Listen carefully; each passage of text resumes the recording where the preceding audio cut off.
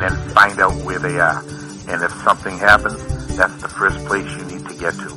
No questions asked, go to the embassy. If you do that, you're going to be safe. Very good. Now, from your standpoint, and you brought up passport, and this has been an issue or something that a number of people have said over and over and over again.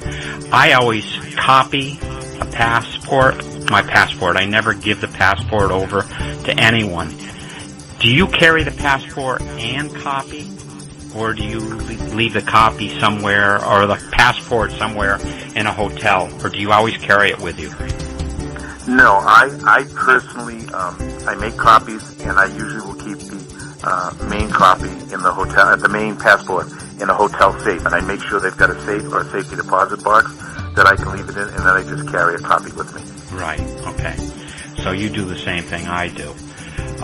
So you bring the passport and any other credentials that you need, but always make copies to carry with you. Yes, I do. Very good. My driver's license, anything, any ID that I carry. And if somebody asks for them, you give them the copy. You don't ever give them the original. Well, the only time I even give up the copy is if it's absolutely really necessary. They can look at it, but in most instances, they just need to look at it. They don't physically need even to keep the copy. Now, do you let them take it in their hands, or do you show it to them? No, most times if they're going to ask you for it, you have to let them see it. And the people that would be asking for it would usually be customs or someone for some authority. I've never ran into that situation where anyone other than customs has asked me for it, so I can't really speak on that. And a lot of times when I did things, it wasn't, I didn't deal with customs at all. Right. Oh, absolutely. I mean, you're in a different realm. So if you travel today, this is basically what you would do is you would put the passport in a safe, and you would carry copies with you. Yes. Excellent.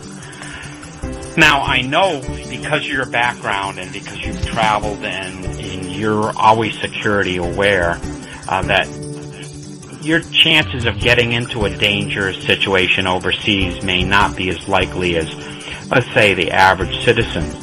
But let's say for people that do get caught in dangerous situations overseas, say, example, somebody that is working in Egypt right now and they're not able to get out, or hijacking of a cruise liner, or somebody that's a lot of students, and I get a lot of questions from students that want to backpack through Europe.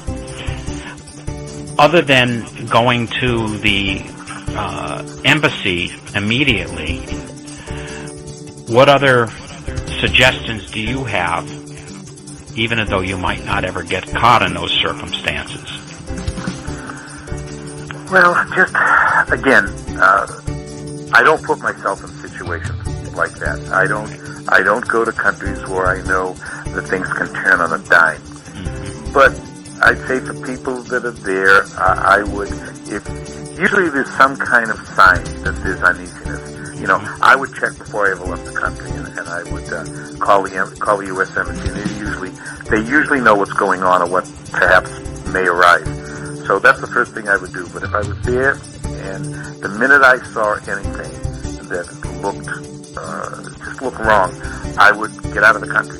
And if I couldn't get out of the country, I'd stay where I felt was safe. Like if I was at a hotel, If I couldn't get to an embassy, I'd stay in the hotel and just, stay out of the mainstream of things. Just, you're an American, and no matter what happens, there's going to be somebody there that doesn't like you simply because you're an American.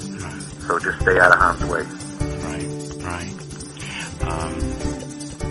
It's sad there are people that are caught in Egypt. And as a matter of fact, part of the things that are on my website are links to the CIA database that talks about the world and world governments, plus a bunch of other stuff about terrorist alerts and State Department stuff.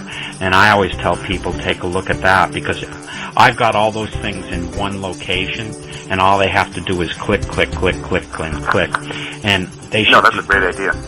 They should do that before they go. And as a matter of fact, if the CDC or the State Department or CIA has an alert, don't plan the trip there. I mean, there's other times that you can go when it's less